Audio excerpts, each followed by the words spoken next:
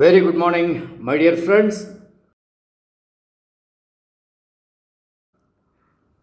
Lime lyrics morning மெசேஜில் இன்றைக்கி நம்ம பார்க்கக்கூடிய சப்ஜெக்ட் மென்டல் பிளைண்ட்னஸ்.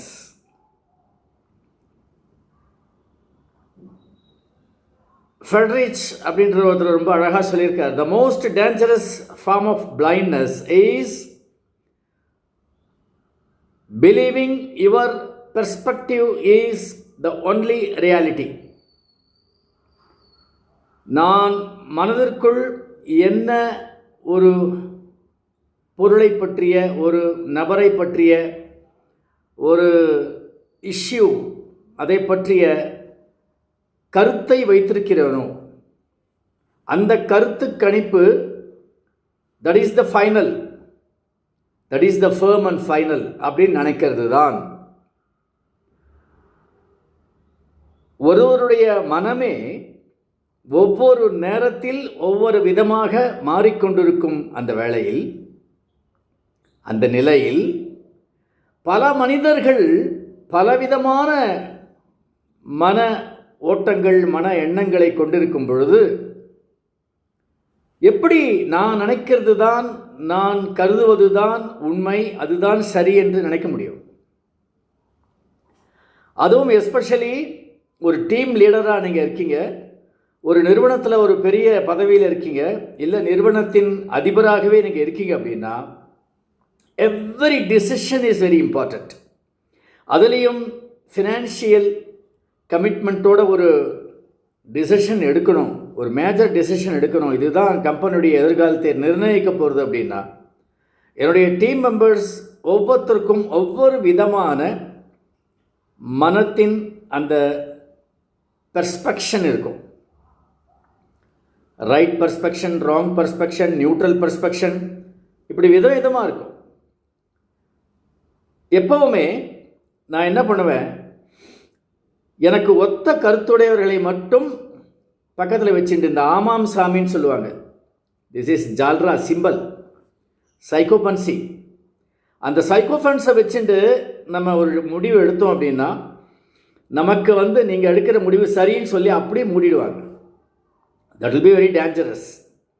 ஸோ இந்த மென்டல் பிளைண்ட்னஸ் நமக்கு எப்போ வருது அப்படின்னா, நான் எடுக்கும் முடிவு தான் சரி, என்னுடைய கருத்து தான் முடிவானது அப்படின்னு வரும்பொழுது மைண்ட் இஸ் க்ளோஸ்ட். கண்கள் திறந்திருந்தாலும் மனக்கண் மூடிவிட்டால் இந்த டிசிஷன் மேக்கிங்கில் இந்த மென்டல், அதுவும் அதாவது subconscious mentality and unconscious contribution is very very important. இந்த அன்கான்ஷியஸ் தான் நமக்கு ஒரு இன்ட்யூஷன் அப்படிங்கிற மாதிரி வருது. ஸோ நான் என்ன பண்ணுவேன், எப்போவுமே டிசிஷன் மேக்கிங்கில் ஒரு 5-6 பேர்கிட்ட கேட்டு கலெக்டிவாக நான் அதிலிருந்து என்ன இன்ஃபர் பண்ணுறேன், என்னுடைய கருத்துக்கு எவ்வளவு கருத்துக்கள் ஒட்டி வருகின்றன, எவ்வளவு கருத்துக்கள் வெட்டி வருகின்றன அப்படிங்கிறதெல்லாம் பார்த்து I will decide. That is the mental openness, mental vision. Otherwise you are in dark room of mental blindness, because of mental blindness.